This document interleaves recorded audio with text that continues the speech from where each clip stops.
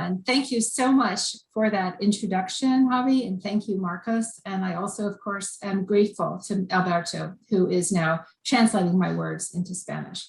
Indeed, I'm just thrilled to have this book of mine translated into Spanish, especially from this particular wonderful publisher and partnering with Animal Equality, which is an organization that I have admired and respected for many years for its amazing global work on behalf of animals.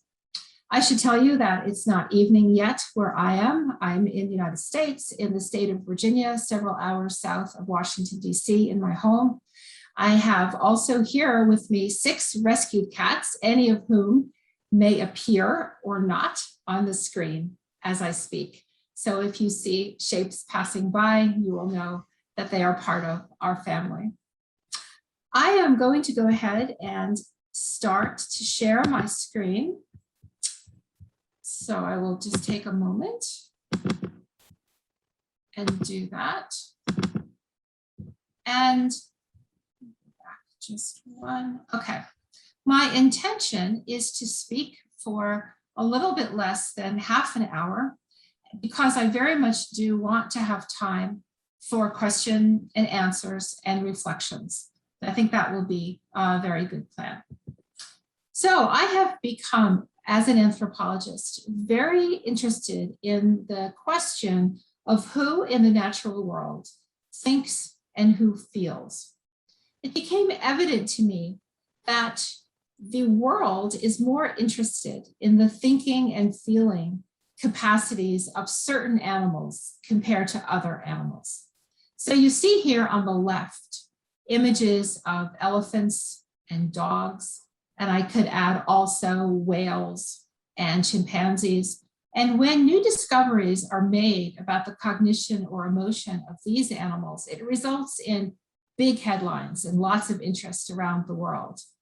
But when some other animals are shown to think and to feel, there are fewer headlines and less enthusiasm.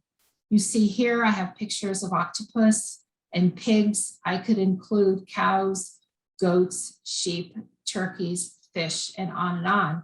And of course, what is the difference between the two groups? Well, many of us in the world, probably in this presentation, don't eat animals, but globally, the animals on the right are often thought of as food animals. And when that is the case, there seems to me to be a lot less interest in their cognition, their thinking, and their emotion. And that's something that I wanted to help change, along with other scientists and other writers. I got my start in anthropology focused only on our closest living relatives. And I want to talk just a little bit about my trajectory that led me to this book, because I think it will help you understand the way that I think about the animals that are so often referred to as food animals. So when I started out as a graduate student in anthropology, I was told without a doubt that the smartest and most emotional animals in the world were the animals closest to us in evolutionary terms. And these are the monkeys and the apes. You see on the left, a capuchin monkey using a tool to crack open a nut.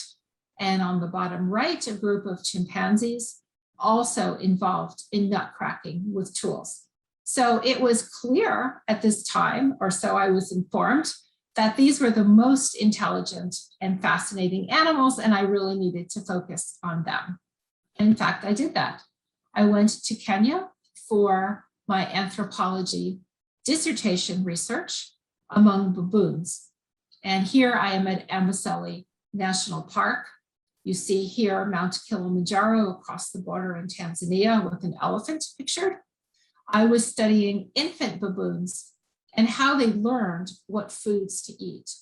So my focus was very intense and very narrow at this particular time.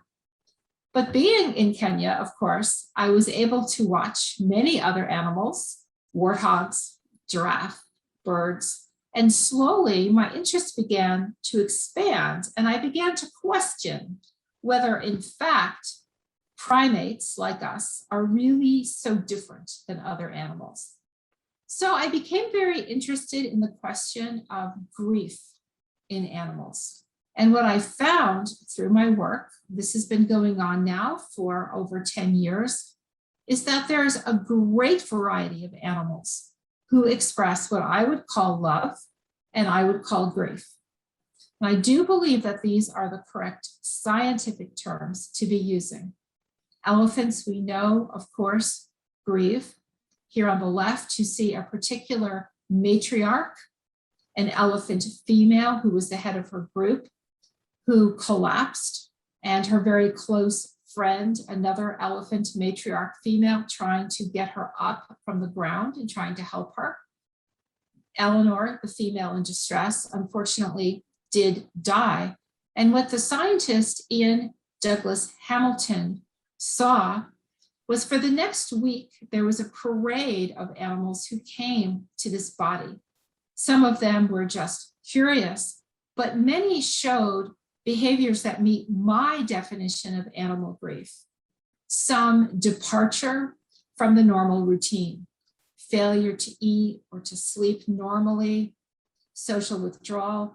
Elephants came and stood vigil at the body, rocked over the body, and so on. And grief studies in animals have really taken off in recent years. And many of you may remember that 2 summers ago, an orca, or a killer whale named Tahlequah, did what is now called her 1,000-mile grief swim. Her daughter had died. You see the killer whale here with a small body on her back. Her connection to her daughter had been so strong that she refused to let this little body slip off into the water, and she would dive after it, and she swam a very long way before she let this body go. And we accept that elephants and orcas and monkeys and apes grieve.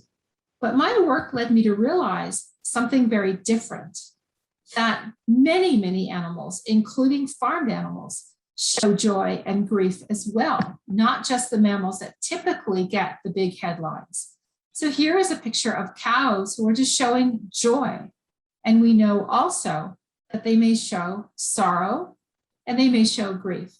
For example, on farms in the dairy